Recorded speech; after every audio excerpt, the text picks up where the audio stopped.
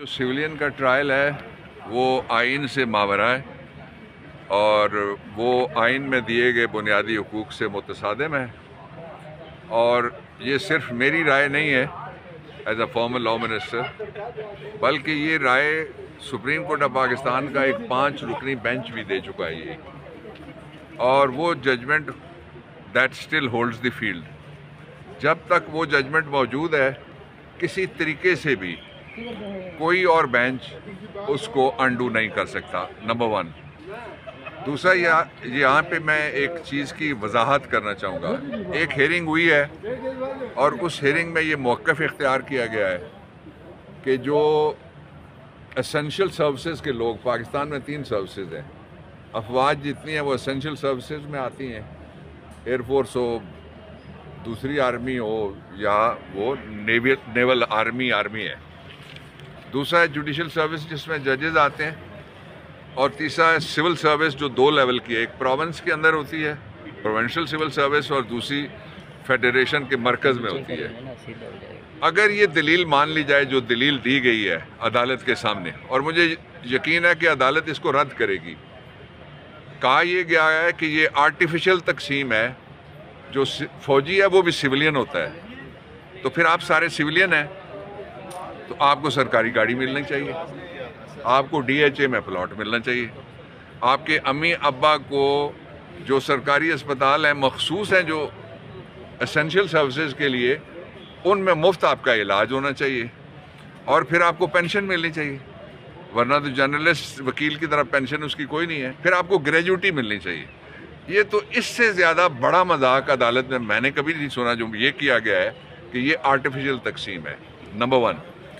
दूसरा ये है कि जो फ़ौज है और उसको जो प्रोटेक्शन है, और जो फ़ौजी अदालतों से शहरियों को प्रोटेक्शन है, उसके लिए 3 आर्टिकल हैं आइन में।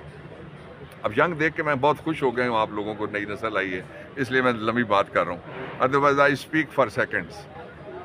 पहला ये आर्टिकल 4 है, उसके अंदर जो पाकिस्तान के बाहर के गैर मुल्की भी हैं, anybody for the time being in Pakistan, उसको भी वो हुकूक मिलते हैं। दूसरा ये है आर्टिकल 25 जिसमें similarly placed people can not be treated differently. मसलन आप अगर व्लॉगर हैं, ब्लॉगर हैं, आप अगर जर्नलिस्ट हैं, आप अगर कैमरा मैन हैं, आपको मैं कहूँ कि मैं इंजीनियर्स और कैमरा मैनों से एक सलूक करूँगा, ये नहीं हो सकता। अच्छा, तीसरा जो है आइन का आर्टिकल 199 है, जिसके ऊपर सुओ मोटो, जिसमें 184(3) में जब लेती है सुप्रीम कोर्ट, उसमें 199 उसमें भी लिखा हुआ है। 199 वो है जिसके नीचे 5 हाई कोर्ट हमारे रिट पिटीशन सुनते हैं, उसमें लिखा हुआ है, आप 3 खोल के उसका देख लें, उसमें लिखा हुआ है कि फ़ौज की ना आप नौकरी को चैलेंज कर सकते हैं अदालत में, ना ट्रांसफ़र पोस्टिंग को चैलेंज कर सकते हैं, ना फ़ौज से मुतल्लिका कोई मामला। तो ये कैसे बराबर हो गए? तो ये जो मजाक हुआ था, आज उस मजाक का मैंने पर्दा चाक किया आप यंगस्टर्स के सामने।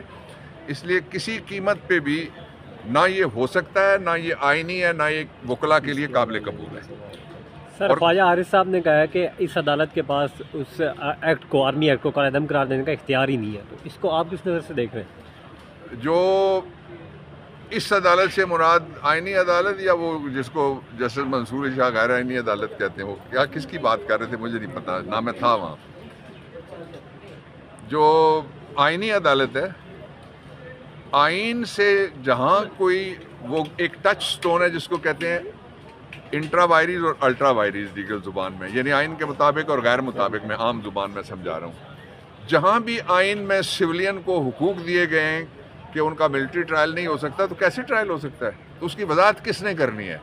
अगर आइनी अदालत ने उसकी वजाहत नहीं करनी, तो फिर किसने करनी है? शहबाज शरीफ ने, यूं करके। लेकिन खान साहब के दौर में हमें नज़र आया है बहुत से सिविलियन का फौजी ट्रायल किया गया है, उनको सजाएं भी हुई हैं, अभी तक जेल में। आई थिंक एक ह्यूमन राइट्स, थिंक नहीं, नाम लो। I just forget that. You are 100% wrong.